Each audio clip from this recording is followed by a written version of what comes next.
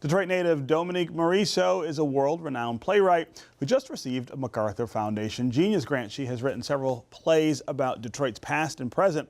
Her works deal with social and economic issues that influence the way we feel and the way we think. I had a chance to talk with Dominique at WDET Radio while she was in Detroit for a performance of her stage play, Pipeline.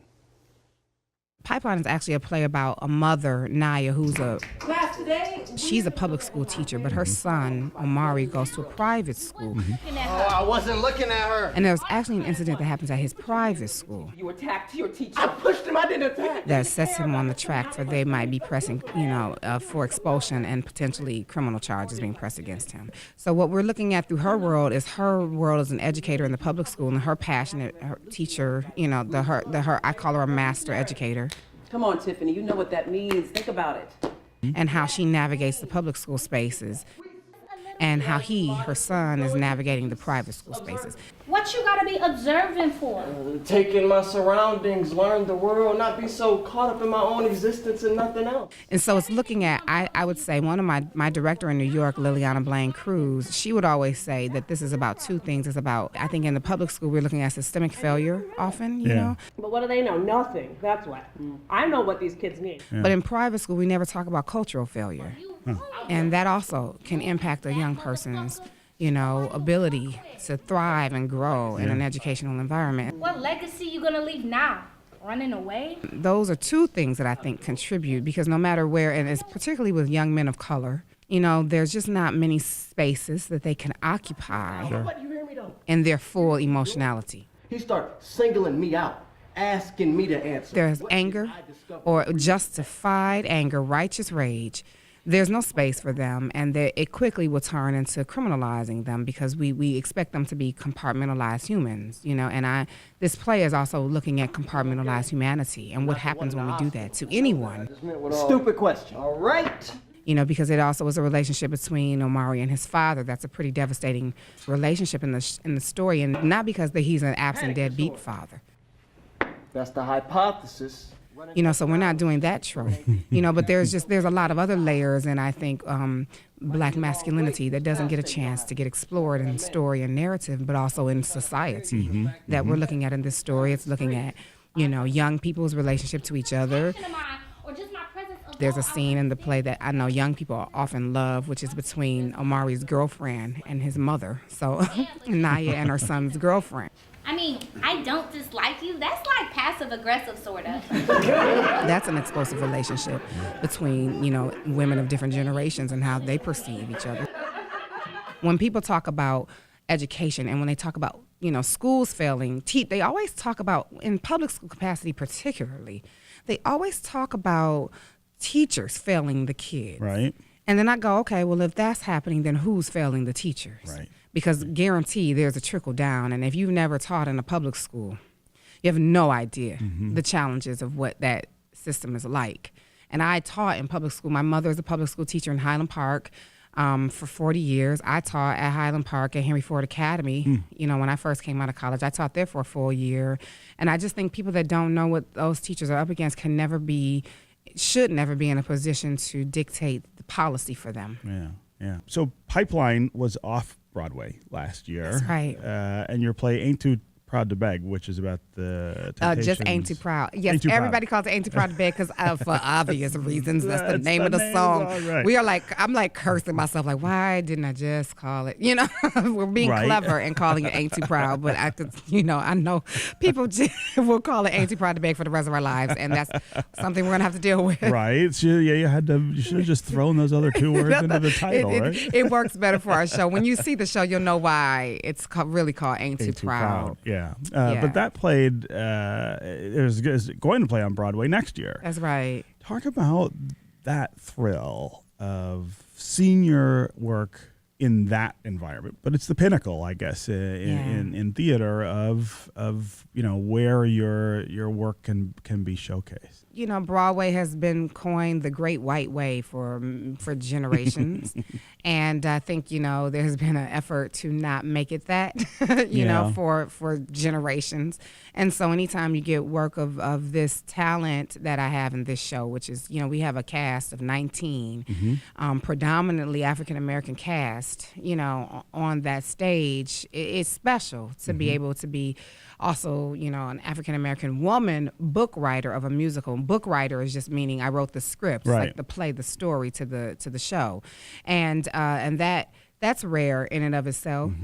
To be also from Detroit and to be taking a musical to Broadway, that's the first. Yeah. We have other Detroit playwrights who've been, Broadway playwrights, but not necessarily with a musical. Yeah.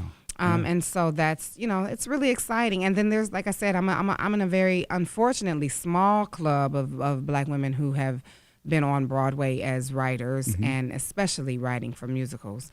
Although that's about to change. I've got some friends coming up with me right? really soon. Yeah, Katori Hall, who is also, she's a Broadway playwright, and she's a friend of mine, but now she has a Tina Turner musical that's coming to Broadway behind mine. And so, and I know several other women, Lynn Nottage and other friends who are also working on musicals. So that's going to change. Yeah. But I'm happy to be a part of that change with this show. It's really exciting, and this show, we're so proud of it.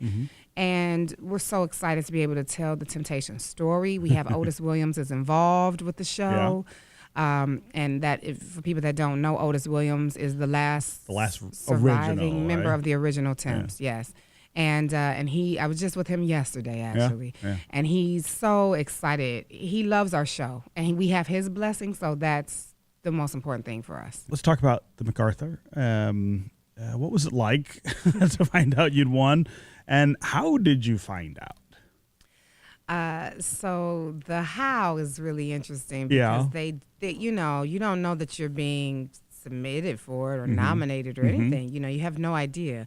And so when they call to tell you that you've won it, it's like a random person trying to get in touch with you. Like lightning strike or something, right? It's like, and so when a random person tries to get in touch with me, when I'm in a very busy season of my life, that's going to be difficult. Yeah. And I'm not going to help make it less difficult because I'm doing so many things. So I actually gave them a hard time to tell like, me who is this that I person won calling me, something. right? It's ridiculous, but that's what happened. It was someone cryptically was trying to get in touch with me, and I'm like, who is this? I don't know this person. And why are they acting like it's an emergency? I don't even know them. You know what I mean? Like, I can't respond to this emergency. I'm dealing with my own personal drama today.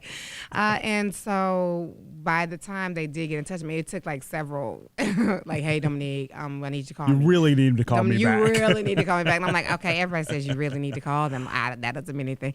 And then it got to, Dominique, we're not even supposed to say this, but I'm with a big organization. You really need to call me back. And then I was like, okay, wait, maybe I should. This is maybe worth looking into. Maybe worth looking into after they've tried to get in touch with me all day. Something's going on. Yeah. It's one of the most interesting awards that you can win in the sense that it comes with no strings at all. Yeah. And the big question always is, well, so what do you do with it? There's a lot of money involved with that award, and I'm always curious what people think they might do. And it's really early, obviously. You may not have reached final decisions about a lot of that, but I'm curious. I spent that whole 5 years. Gone. I got that. That's already spent. It's a lot. It's a lot, and it's over 5 years. Yeah. And which is great because that could just be like a salary to write for 5 years, or it could be, hey, I have a salary. I'm working some jobs right now, so this can be for development ideas. I have a lot of projects that I want to invest in. There's a lot of things I want to do here in Detroit, even though I don't live here anymore. My family lives here, so this will always be home. And I have to, I want to be part of Detroit's restoration and be a part of programs here and property here. So that's one thing for sure. Yeah. And then there's other things. I am an artist. I'm a filmmaker as much as I am a television writer and a playwright. Right. I want to shoot a short film here in Detroit. Now, I'm working with another Detroit filmmaker. He and I are trying to get together and figure out when we can actually come to Detroit to do this. But so those are some things that I want to invest in. Is this a work of fiction, nonfiction? This is a work of fiction. Yeah. It's based on a short story that I wrote called Giselle the Gazelle that looks at a young girl and her relationship to police violence with the young guys around her. Huh. I got plans. Yeah, right. It sounds like you've given it some thought, right? Yeah. You can see my entire interview with Dominque Morisseau at dptv.org.